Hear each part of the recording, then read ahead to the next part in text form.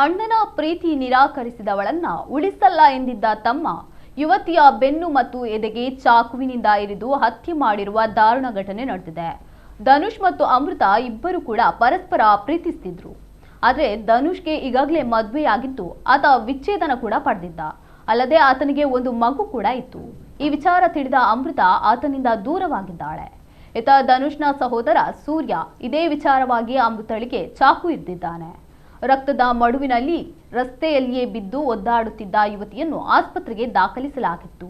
ಆದರೆ ಚಿಕಿತ್ಸೆ ಫಲಿಸದೆ ಆಕೆ ಕೊನೆಯುಸಿರೆಳೆದಿದ್ದಾಳೆ. ಇನ್ನು ಈಕೆ ಕಾನೂನು ವಿದ್ಯಾರ್ಥಿನಿಯಾಗಿದ್ದಳು. ಈ ಘಟನೆ ಬೆಂಗಳೂರಿನಲ್ಲಿ ನಡೆದಿದ್ದು, ಸದ್ಯ ಪೊಲೀಸರು ಈ ಬಗ್ಗೆ ಪ್ರಕರಣ ದಾಖಲಿಸಿಕೊಂಡು ಅಣ್ಣ ತಮ್ಮನನ್ನು ಬಂಧಿಸಿದ್ದಾರೆ.